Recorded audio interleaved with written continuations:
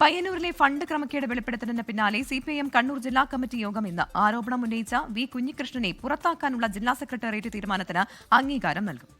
Party അന്വേഷിച്ച് തള്ളിയ വിഷയങ്ങൾ പരസ്യമായി ഉന്നയിച്ച് പാർട്ടിക്ക് അവമതിപ്പുണ്ടാക്കി എന്നാണ് വിലയിരുത്തൽ. അജീഷ് ജയകുമാർ വിവരങ്ങൾ വെച്ചിരുന്നു. അജീഷ്, അത് ഏതാണ്ട് ഉറപ്പായിരുന്നു, അത് വി കുഞ്ഞികൃഷ്ണൻ ഉറപ്പായിരുന്നു അദ്ദേഹത്തിന്റെ പോക്ക് പുറത്തേക്കാണ് എന്നുള്ള കാര്യം. പുറത്താക്കിയാലും ഈ സംശയങ്ങൾ അവിടെ നിൽക്കുമല്ലോ. ഈ സംശയങ്ങൾ ദൂരീകരിക്കാൻ വരവ് ചെലവ് കണക്കുകൾ പാർട്ടിക്കാർക്ക് മുന്നിലെങ്കിലും പരസ്യമായി അവതരിപ്പിക്കാൻ നേതൃത്വം ആലോചനയിലുണ്ടോ അജീഷ്?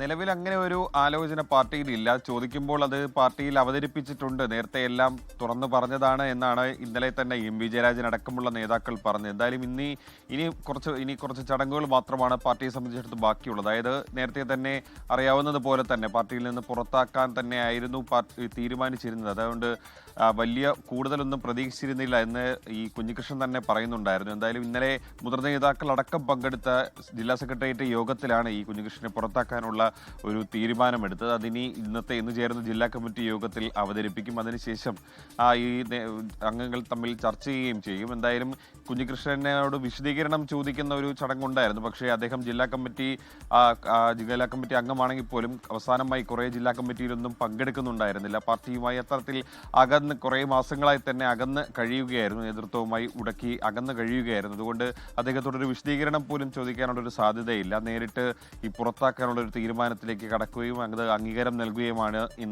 ഇനി ബാക്കിയുള്ളത്. അതിനുശേഷം ഉച്ചയ്ക്ക് ജില്ലാ സെക്രട്ടറി കെ രാഗേഷ് തന്നെ ഒരുപക്ഷെ ഈ തീരുമാനം ഔദ്യോഗികമായി നേരിട്ട് അറിയിക്കുകയോ അല്ലെങ്കിൽ ഒരു വിശദീകരണ കുറിപ്പായി ഇറക്കുകയോ ചെയ്യാം. കാശ്മീർ ചോദിച്ചതുപോലെ തന്നെ ഈ ചോദ്യങ്ങൾക്കെല്ലാം ഉത്തരമായോ എന്നുള്ളതാണ്. പക്ഷേ ഇതുവരേക്കും പാർട്ടി നേതാക്കൾ ഇതെല്ലാം നേരത്തെ ഈ അന്വേഷണ കമ്മീഷനുകൾ, അത് ആദ്യം ഈ ടി വി രാജേഷും പി വി ഗോപിനാഥ് അടക്കമുള്ള 2 അംഗ കമ്മീഷനും പിന്നീട് ഒരു 3 അംഗ കമ്മീഷനും അന്വേഷിച്ച് എല്ലാം തള്ളിയതാണ്. ഒരു ക്രമക്കേടും ഉണ്ടായിട്ടില്ല എന്ന് പറയുന്നതല്ലാതെ ഈ കുഞ്ഞികൃഷ്ണൻ ആരോപിക്കുന്ന പോലുള്ള ഈ പണങ്ങൾ എങ്ങനെയൊക്കെയാണ് ചെലവഴിച്ചത്, ഏരിയ സെക്രട്ടറിയുടെ അക്കൗണ്ടിലേക്ക് പണം പോയിട്ടുണ്ടോ, അല്ലെങ്കിൽ ടി ഐ മധുസൂദന് പങ്കുണ്ടോ, രക്തസാക്ഷി ഫണ്ടിൽ വെട്ടിപ്പ് നടന്നിട്ടുണ്ടോ തുടങ്ങിയ കാര്യങ്ങളിലൊന്നും ഇതുവരെയ്ക്കും ഒരു വ്യക്തത വരുത്താൻ പാർട്ടി വളരെ ഈസിയാണല്ലോ. പാർട്ടി നേതൃത്വത്തിന് വളരെ ഈസിയാണ്. ഒരു വാർത്ത അന്ന് കെ രാഗേഷ് എം.വി.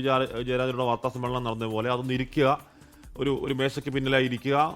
ഈ പറയുന്ന വരവ് ചെലവ് കണക്കുകൾ ഓഫീസിലുണ്ട്, അതെടുത്ത് വെക്കുക. ഇത്ര പണം വന്നു, ഇത്ര പണം രക്തസാക്ഷി കുടുംബത്തിന് കൊടുത്തു, ഇത്ര പണം അവരുടെ വീട് വെച്ചു, ഇത്ര പണം ഓഫീസ് നിർമ്മിച്ചു, ബാക്കി പണം ഇത്ര, അല്ലെങ്കിൽ കടം ഇത്ര.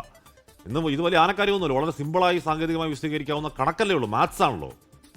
വളരെ ഈസിയായി ചെയ്യാവുന്നേ ഉള്ളൂ. അങ്ങനെ ഉണ്ടെങ്കിൽ, യഥാർത്ഥത്തിൽ ഒളിക്കാനൊന്നും ഇല്ലെങ്കിൽ അജീഷ്.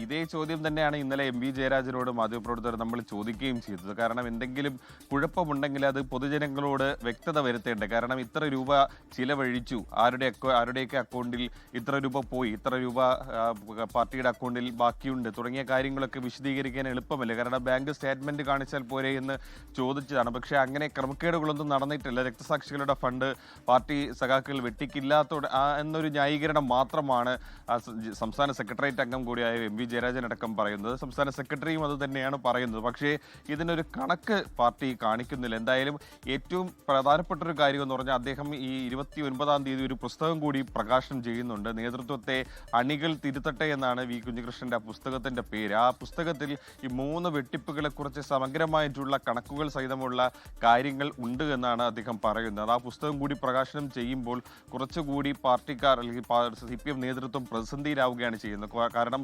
കുറച്ചുകൂടി ഏതൊക്കെ രീതിയിലാണ് തട്ടിപ്പുകൾ നടന്നത്, എത്ര രൂപയൊക്കെ നഷ്ടപ്പെട്ടിട്ടുണ്ട് തുടങ്ങിയ കാര്യങ്ങൾ അക്കമിട്ട് നിരത്തുന്നതാണ് ആ പുസ്തകത്തിൽ വിശദീകരിക്കുന്നത്. സ്വാഭാവികമായിട്ടും പാർട്ടിയിൽ നിന്ന് പുറത്താക്കിയെങ്കിൽ പോലും അദ്ദേഹം ഉന്നയിക്കുന്ന ആ ചോദ്യങ്ങൾക്കൊക്കെ പിന്നീട് എന്ത് മറുപടി പറയുമെന്നുള്ളതാണ് ഏറ്റവും പ്രധാനപ്പെട്ട കാര്യം. ലോകത്തെവിടെയായാലും ഏത് സമയത്തും 24 വാർത്തകളും ഓഗ്മെന്റഡ് റിയാലിറ്റി പാക്കേജുകളും എക്സ്പ്ലെയിനറുകളും വിശദമായി കാണാൻ ഞങ്ങളുടെ യൂട്യൂബ് ചാനൽ നിങ്ങൾക്ക് സബ്സ്ക്രൈബ് ചെയ്യാം.